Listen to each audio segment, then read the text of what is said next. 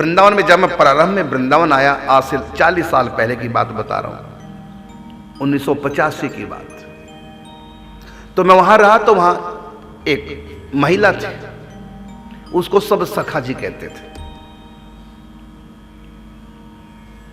पहले तो मैंने ये सोचा, और रहते भी थे पुरुषों की तरह रहते थे, छोटे छोटे पुरुषों की तरह बाल थे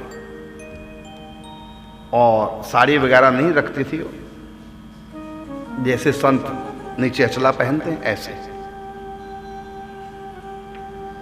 उसको सब सखा जी कहते थे। हमें उस समय इन बातों का ज्ञान तो नहीं था, तो हम कहते कि इनको सब सखा कहते हैं, लेकिन कि आवाज से तो ये पता चलता कि महिला है। फिर बाद में पता चला कि शरीर तो उनका महिला का है, लेकिन भाव उनका पुरुष का है। क्या? कि मैं श्री कृष्ण का सखा हूं। ऐसी पूज्य श्री पंडित जी महाराज, हमारे द्वादश गुरुओं में एक गुरु है पूज्य श्री पंडित जी, आप पुरुष के रूप में, लेकिन अपने आप को क्या मानते हैं? मैं यशोदा हूं। और इस स्वभाव को प्राप्त कर दे, कृष्ण मेरा पुत्र है।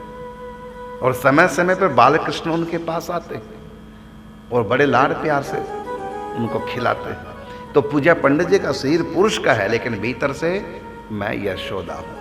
नंद बाबा भी तो मान सकते हैं, लेकिन ये रूल नहीं है कि पुरुष अगर पुत्र मानेगा तो वो नंद बाबा माने, स्त्री अगर कृष्ण को पुत्र माने तो अपने आप को मां माने। ये रूल नहीं है। स्त्रियां पिता बन सकती हैं, क्योंकि वो भाव देह अलग है। इस शरीर से उस शरीर का कोई अर्थ नहीं, कोई मतलब नहीं, कोई संबंध ही नहीं है।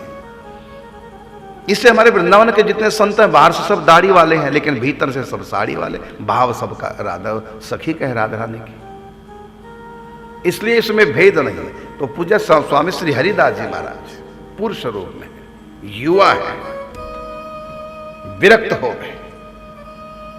उपासना क्या है? सखी भाव की। भीतर से सखी है। कौन सखी?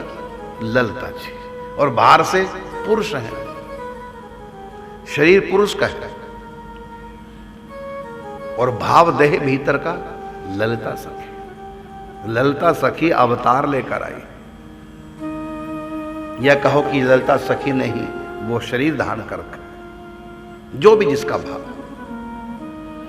तो पुरुष भी सखी भाव धारण कर सकते हैं और स्त्रियां भी सखा भाव धारण कर सकते हैं। वात्सल्य भाव की उपासना में स्त्रियां अपने आप को नंद बाबा मान करके कृष्ण से लाड लड़ा सकते हैं और पुरुष अपने आप को यशोदा मान करके कृष्ण से लाड लड़ा सकते हैं।